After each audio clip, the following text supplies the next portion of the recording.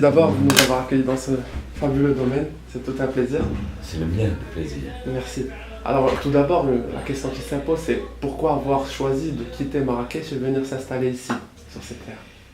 Ce sont des raisons multiples, comme toute décision, mais j'aimais beaucoup le Nord, l'Atlantique, mes enfants, la santé de l'Atlantique, les vagues, tout ça, c'est une chose à laquelle j'étais, ma femme surtout, très attachée.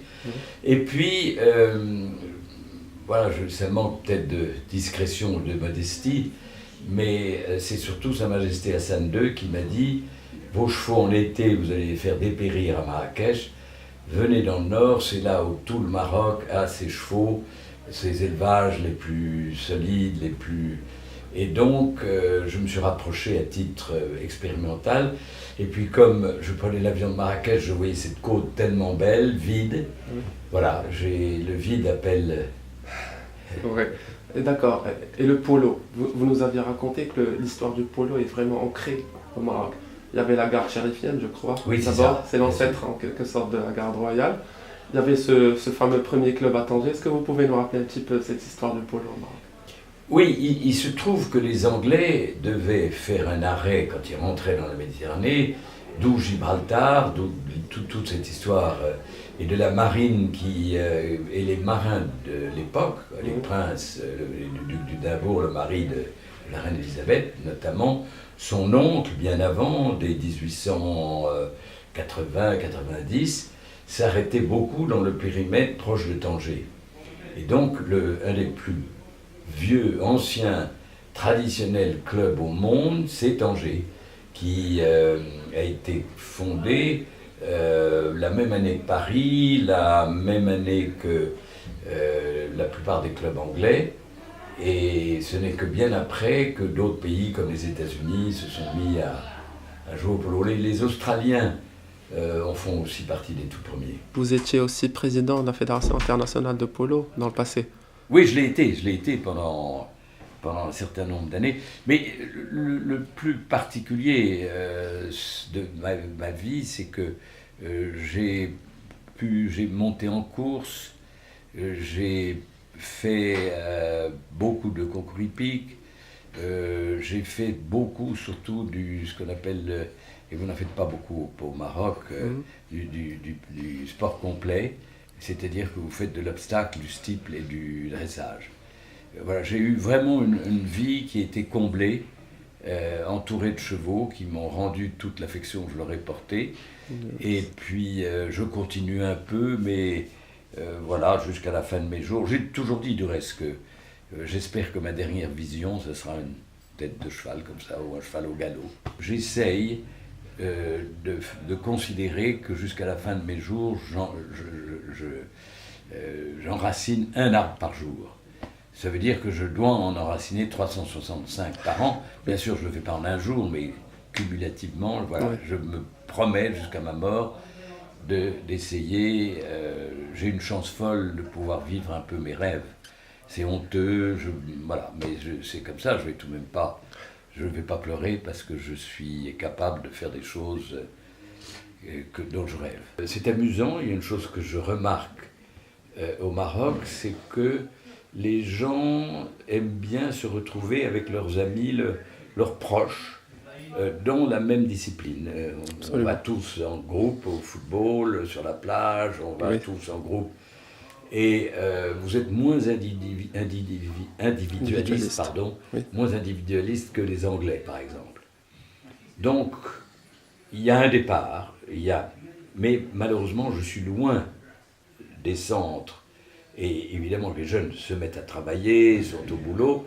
Il faudrait pouvoir organiser à Casablanca, dans les grandes villes, à Rabat, des petits centres pour commencer. Et puis pour le week-end, ils peuvent venir ici, c'est ce qu'ils font du reste déjà. Oui. Mais il manque des infrastructures régionales qui permettent de profiter de quelques poneys, voilà. Mais je le souhaite ardemment. Nous étions à Paris, il n'y avait plus que 4 équipes quand j'ai rejoint, parce que je montais en style, comme je l'ai dit avant, mais quand j'ai rejoint le polo, il y avait 3 équipes. Aujourd'hui, il y a 40 équipes. Il suffit de quelqu'un qui est fou, qui a la folie, qui a la passion. Voilà, il faut que mon grain de folie, je le passe mieux que je ne le fais.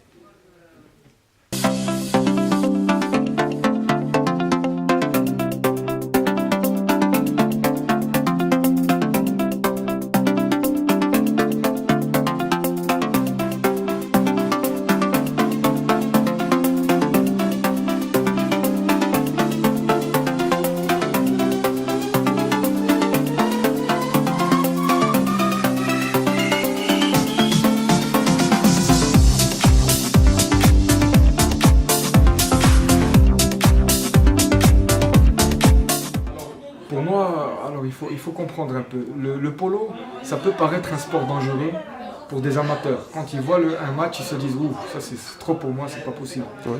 Mais ça, c'est comme aller dans un club de judo et voir que les gens tombent par terre et se dire c'est pas possible. Non. Alors ça dépend des règles. Il y a des règles à respecter.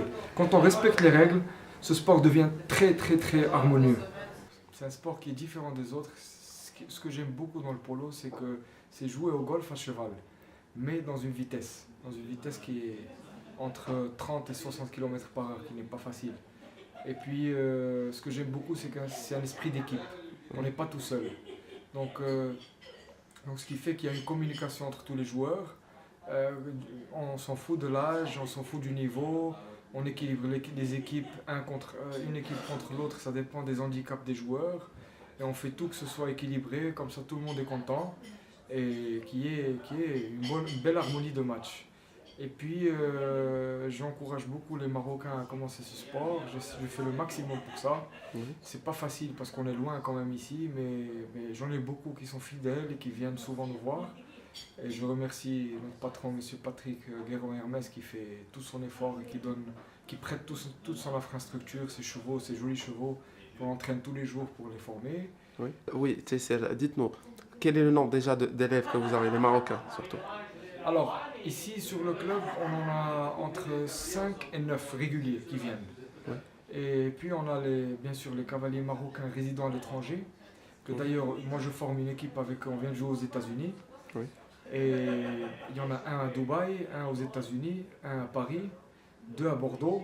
Oui. Et un autre à Paris, pardon, donc il y en a 2 à Paris, et puis moi au Maroc. Et on a fait une belle équipe, et prochainement on va jouer à Dubaï et après en Inde. On a un monsieur qui organise, qui a une passion pour le polo, qui le fait volontairement, c'est monsieur Rabé Benededa, qui organise l'équipe civile marocaine. Oui. Et puis aussi on a l'équipe, comme j'ai dit avant, on a l'équipe militaire. Voilà, d'ailleurs en parlant d'équipe militaire, je sais qu'elle vient de remporter un trophée l'année dernière, c'était au Nigeria je crois. Au Nigeria, le championnat du monde militaire. Oui. Bon alors, je dois dire que les militaires marocains sont vraiment très bons. Ils ont un professionnel argentin qui est vraiment un bon professeur, Santiago Novillo Estrada. Le général met tous les moyens pour ses élèves, pour ses militaires, pour qu'ils progressent. Voilà, moi je suis très, très fier d'eux, et c'est des bons joueurs, très gentils. Oui, d'accord. Alors, Tchessé, une dernière question. Le polo, il est ancré dans l'histoire marocaine. Oui. Il y avait l'un des plus anciens clubs à Tanger, Oui. et il y avait l'ancienne garde chérifienne, Oui. qui est l'ancêtre de la garde Exactement. royale. Alors, il y a un passé vraiment avec beaucoup d'événements. Qu'est-ce qu'on peut faire pour garantir un avenir plus radieux pour le polo marocain? Alors, d'abord, j'aime bien cette question parce que moi je suis de Tanger, je suis très fier de Tanger. C'était un port international. Oui. Et le club de golf de Tanger qui s'appelle le Golf Country Club, aujourd'hui c'était le club de polo. Oui. Le clubhouse existe encore. Et c'était des militaires anglais qui jouaient ici. Et c'est pour ça que je suis très content et très fier d'être l'image du civil marocain qui relance le polo, grâce à mon patron bien sûr. Oui. Et voilà quoi, donc qu'est-ce que représente le polo au Maroc pour moi? C'est très important pour moi parce qu'on a tellement de potentiel. On a beaucoup de cavaliers marocains avec beaucoup de potentiel dans ce sport. On a des bons cavaliers et bons coéquipiers, j'en suis sûr. Donc il faut en profiter de ça.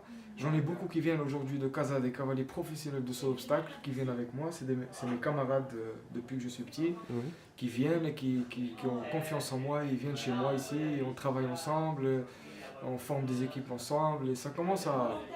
Et je suis sûr qu'on va avoir beaucoup de potentiel, beaucoup de futur dans ce sport.